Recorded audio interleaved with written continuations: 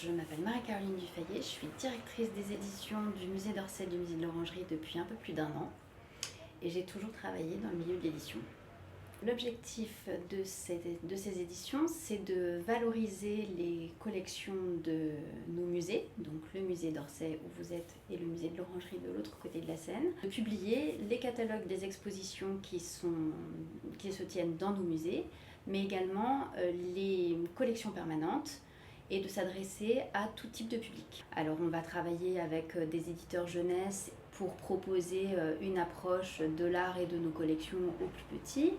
On est en train de réfléchir à une publication en français facile à lire et à comprendre, avec une petite maison d'édition qui est spécialisée dans ce type d'édition pour s'adresser et proposer une première approche de l'histoire de l'art à des publics en situation de handicap ou empêchés.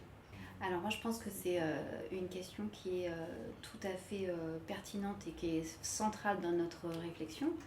C'est comment on contextualise les œuvres. Elles ont été produites à un moment donné, dans un contexte social, politique déterminé. Donc comment est-ce que nous, on va parler de ces œuvres pour mieux les contextualiser et pour permettre aux visiteurs d'aujourd'hui de regarder ce 19e siècle, à l'aune aussi de préoccupations qui sont plus contemporaines, hein, mais les questions sociales, environnementales, la place de la femme. Et c'est le travail aussi de n'importe quel éditeur, je pense, de venir nourrir la réflexion, la compléter, travailler peut-être bien sûr avec des historiens de l'art très sérieux et très reconnus dans leur domaine de compétences, mais s'ouvrir aussi à d'autres plumes qui vont apporter un contrepoint, un regard différent, une complémentarité. C'est vraiment rendre ce patrimoine accessible. Porter un discours sur les œuvres qui sont conservées dans un lieu ou dans un autre, les contextualiser, les expliciter, les donner à voir.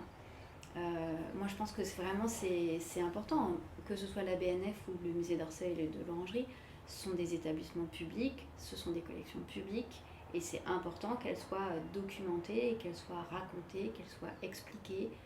On ne s'adresse pas qu'à un public de connaisseurs érudits, mais on doit pouvoir amener tout le monde à la culture. Le rapport texte-image, c'est quelque chose qui m'a toujours intéressée et sur lequel j'ai toujours travaillé. Et effectivement, quand on fait des ouvrages d'art, ce qui est le cas ici et à la BNF précédemment, ce rapport, il est à chercher en fait. Voilà, comment est-ce qu'on vient illustrer le propos d'un auteur, comment est-ce qu'on gère des images de comparaison par rapport à des œuvres, comment est-ce qu'on conçoit une mise en page pour qu'elle soit rythmée, pour valoriser esthétiquement ces images.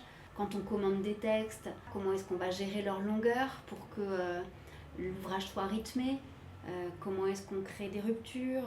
Tout ça, ça fait partie du travail de l'éditeur de livres illustrés. Et puis parfois, une image suffit en fait. Alors moi j'ai plus un rapport à la lecture qu'à l'écriture.